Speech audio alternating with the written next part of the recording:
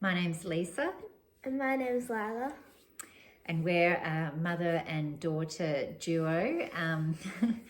And we decided we would start a little YouTube channel to share what we make at home and also a little bit of running information and updates at the end of our podcast.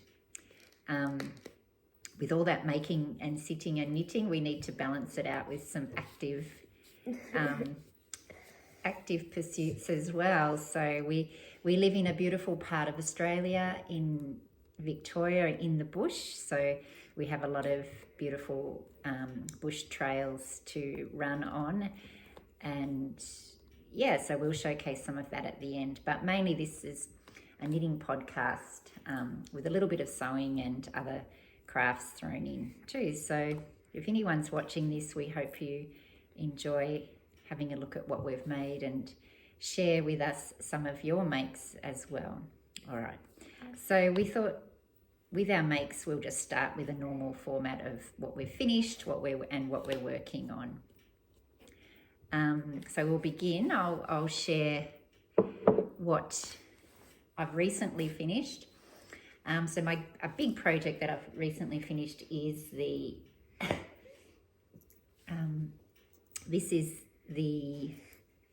it's called the Ilya. I believe it's Ilya, yeah. IIYE by Caitlin Hunter of Boyland Knitworks, and it's a 8-ply colourwork jumper in 10-ply. I'll just go in closer. You can see that beautiful colourwork comes right up into a cow neck. And you have the little handmade sticker there. Yeah. That's cute. And I love this. It was very quick to knit because the wool's very thick. This is Bendigo knitting wool in their luxury 10-ply. We're lucky we live only half an hour from Bendigo, so I get most of my wool that I knit with at Bendigo. So yeah, all over colourwork. What was different with this one is you can see the raglan seams in the colourwork yoke, which is some new to me design feature, and I did need to have a few coffees to get my head around that because it was a bit tricky with the increasing as well as keeping the colourwork chart going. But yeah, really happy with the fit. I did the smallest size. And it's so cozy and warm. I really love things around my neck because I really feel the cold, and we are in a cold climate. It's the middle of winter here. So yeah, I highly recommend that pattern. It's beautiful, beautiful colours. And I think you can see. Did you say who it's by? Yes. Yeah. Yeah. Yeah. Lyla doesn't have any finished objects. We're working on that. I have another finished object. I might show these socks. I love knitting socks. They're a good in-between big projects make, and they're very portable. I finished these ones when we had a few days in Melbourne. Yeah. These are a very different way to make socks. They're knit flat on 2 needles, and you basically have the same heel flap and gusset, but you work one side, the back of the sock, and then you work the front of the sock by picking up stitches. It's a really unique construction that I hadn't come across before, and these are knit in 8-ply, and it's just like a little seam down each side, but they fit really well, and you can see there's the heel there. So you really start, I could put these on blockers, but yeah, can you see those?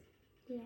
So these are really good house socks because they're a little bit thick to wear in your normal everyday shoes, but for around the house, really good. I knit these in about 4 days, so I do have 2. There we are. So one last finished project is a little jumper I made for Lyla, which was a bit of a fail in that it's too small. and she says it's scratchy, but it's Yeah, beautiful. itchy. It's been folded. It's beautiful Bendigo Woolen Mills bloom in the colour marble, and it's a 8-ply.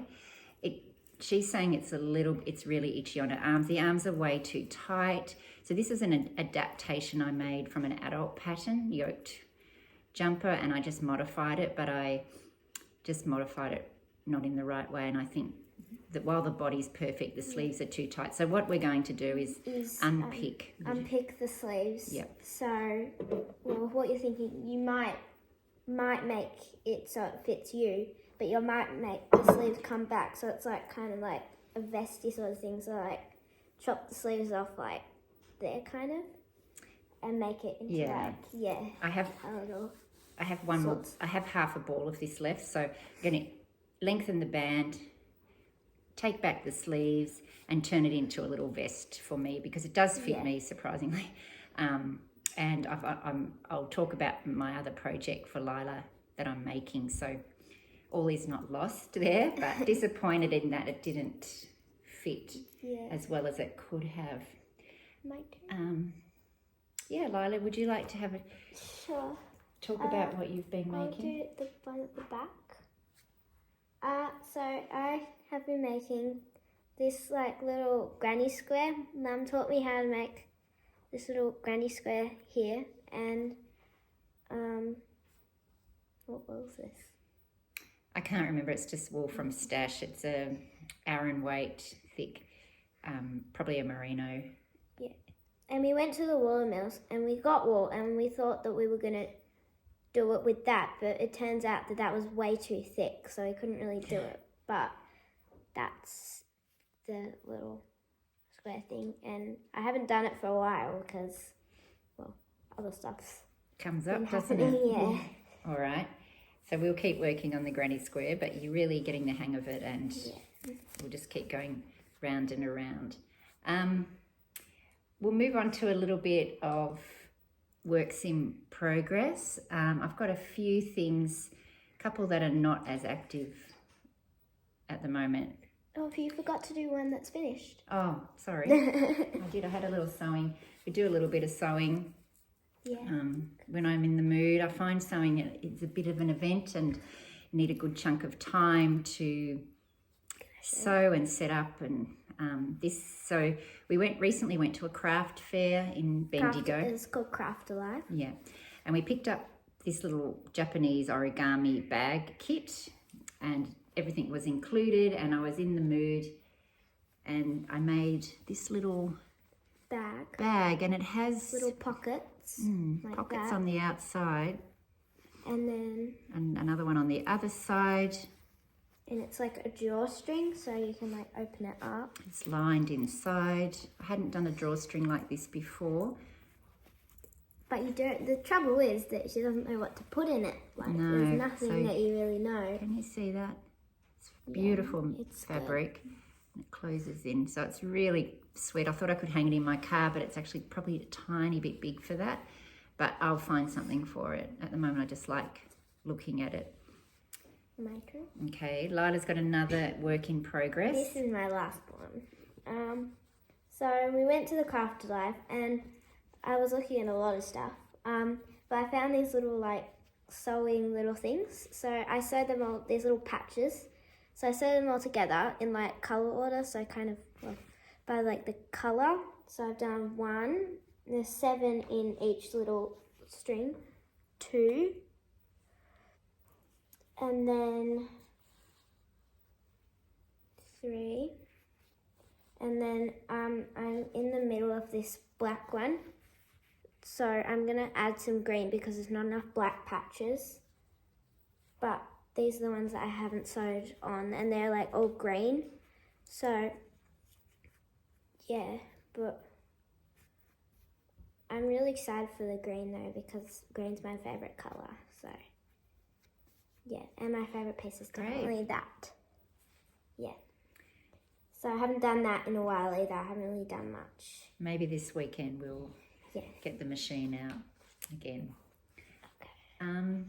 So So I'll move on now to, just before we start, I'll just talk about what I'm wearing. This is the Field Day cardigan by Ozetta, and fantastic pattern, really boxy, oversized, cozy cardigan that I absolutely love. Again, it's done in Bendigo Woolen Mills Bloom. It's an 8-ply, rustic sort of feel, but I don't mind a bit of rustic on my skin. I prefer just to have that warm, natural feel. Button bands are knit in with the pattern. You start at the back and do the shoulders and then come down the fronts, and then you join in the round to work the rest of the body. It really, that type of construction really takes no time at all. So I would definitely make this pattern again, probably in a more neutral color. Yeah, so that's what I'm wearing at the moment. So my work's in progress. I keep feeling like my head's popping out of the screen. We have these ones. Are you going to show them? We'll show them at the end. Okay. So I really like vintage knitting patterns, and I love going to op shops and vintage markets, and I'm always on the hunt for bits and pieces related to knitting or crochet or sewing. So I have been working on, this is I believe from the 1940s, it's this pattern book. Just come in. And what I chose to make in this, on the back cover, is a striped t-shirt. It's part of a twin set, but I'm not making the twin set. I'm just making this striped jumper. It's a little short, so I'm making it a short sleeve top. And I had a bag of really fine wool from Bendigo in a variety of colours that I've put together. And this is a Fair Isle pattern. It doesn't look like it, but the stripes are Fair Isle. One every 4 rows is a Fair Isle row, so it's quite challenging on very fine needles and very fine wool, but it's working out beautifully. The only thing is I'm a little bit worried it might be too small. Yeah, okay. So I'll show you. Oh, okay. What that's, I've done the, looks really, I like it. I've done the, Very, very fine, like yes. really fine. So this is the front. So I've just got to work one up the side, but I wanted to block it and see how soft it came up, and it's actually beautifully soft. And you can see, I'll come in,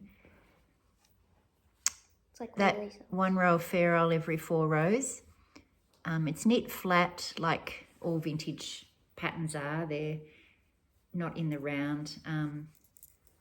And it's, yeah, so this is a work in progress. And I've almost finished the back, and then I'm just going to do the sleeves, but takes a little bit of concentration, and I've just put it aside. Everything takes concentration. Just put it aside for a little bit. So that's one vintage Can we pattern. do this? The little one thing that really didn't kind of work out was we went to Kmart, which is something that Shop, Australia has. big box store. Maybe not America, but yeah. So the punch needle. So it was like $4. So they had like a sale on. So Mum tried it out first, and she said it was really tricky. It is. And really tough. So this is a galah. I'll just come in. Yeah. And I didn't enjoy the process of this. I found it was really hard on my hands. I couldn't get the little punch stitches very even. It felt really bulky. So I've put that aside. I might come back to it and finish it, because when I show people, they say, oh, that looks really good. But I didn't really enjoy the process. Maybe that's because I'm just beginning and I need to... Yeah, she tried watching tutorials, but yeah, that didn't really help. need to practice more with it. So because Mum found it tricky, I didn't want to start it, so I haven't really opened it yet. we might get back to it. Okay, so there's that. My other work in progress is another jumper for Lyla, and this time I'm using a different kind of wool, which is like really soft. Beautiful. It's called Peyton's Ethereal, and it's a marine. It's an alpaca. A nylon blend. Acrylic. And it's very, very soft. So I did a gauge swatch for this to make sure it was going to fit, and so far so good. I changed the pattern. I'm using a pattern by Florence Miller. She has a podcast on YouTube, and she's also a UK, just started designing some patterns. She's UK, based in the UK. And she I can't remember. Florence Knits, I think. We'll put all our details below. But she designed this, called the Step by Step sweater, and it's just a basic raglan jumper. And this is it for an adult, but I'm modified it to the right needles to get gauge, and Lyla would like it a little bit oversized. So it's raglan. And like short, not like too really long. I don't want it. So it's knit in the rounds on the front and the back. It's got a folded collar, which is really nice. I hadn't done that before, and I really like that effect. It wasn't hard. It's super soft, next to skin soft. So beautiful colours that are little pops of blue and red, and I don't know if you can see those details. So I've just got the sleeves to go, which shouldn't take too long. It's so soft. It's like really enjoying it. Yeah. I've put that aside last week because I've been drawn down the rabbit hole by Stephen West. And I just think he makes knitting fun and accessible to people. Brilliant designer. Even though I wouldn't wear all those crazy colours, I've got so much respect and inspiration from him. So he just draws me in. His videos are entertaining and just a bit of a genius when it comes to stitches and design. So I started the Stephen West sock along, mystery sock along for this year, and so far I've loved them. I've just they look like that. Used wool from my stash. So you start with your cuff, and there's no spoilers here because I'm really 1 week like behind. Because they're really unique. Like you wouldn't see socks like that. Yeah, so you can see it's a zigzag. They're like my favourite thing you've knit. All done with slip stitches. So there's the... And then they've got the heel. And then I've just almost finished the heel. You can see. They're like very different to normal socks that you would make. This wool's been in my stash for a few years, and I've noticed it's quite fragile, and I'm not sure if that's to do with moths. I really hope not. But I'm having to kind of break the wool there's sort of weak spots in the wool, and I have to cut the wool and restart it, rejoin a new piece quite frequently. It's very frustrating. So that's why I've got all these ends, which normally wouldn't be there. So a lot of ends to weave in at the end, but really enjoying this. I'm about to turn the heel. I've only done one. I will get to the other one. So good. Yeah. They're quite long. I'm obsessed with them. They're so good. I really enjoy a challenge knit. Is this hard? Keeps my brain... Is it hard? Focused. No, it's a challenge knit, but it's not hard. He makes, with his YouTube tutorial videos that accompany the sock along, makes it really manageable to do. Okay, so I think it's like the last thing. What are we up to? Yeah, the last thing. We didn't want to make these videos too long because, like, if you've ever heard of the Grocery Girls. Yeah. Well, we love the Grocery Girls. They're very long. Like this is 2 just, hours. If we keep these short, we could do it more often, weekly. So, and Lila's going to be my tech editor here. So, I'm not at all tech savvy. So Lila's going to do that for me. And spice these up a bit and make them interesting, a little bit of music and stuff. Music and footage of where we live. Yeah. So lastly, what we wanted to talk about is we did these little coasters. So this one was knit in cotton. So it's 100% cotton. Yeah. So the difference when you do cotton versus wool. So as you can see, this is a little bit like fake, kind of like it doesn't really join that well. Like. So this is just wool I had from my stash to make a sunflower, which we did in summer. And this is a beautiful one. This is the one that's knit in wool. So if you put these two together, you can see that the wool one is more like, I guess, effective. Mm. And yeah, it just gives So same pattern, different, just shows you the different... less bright, because if you different really ways fibre can knit up, depending on what it is. If you really like bright colours, and that's probably like pretty good. But like if you like the softish sort of kind of, this is more muted. Yeah, but I definitely like this one better. Like I think most people would. So they're coasters now. They were intended to be the beginnings of a bag. We'll see. We might get back to that. Really? Yeah. Yeah.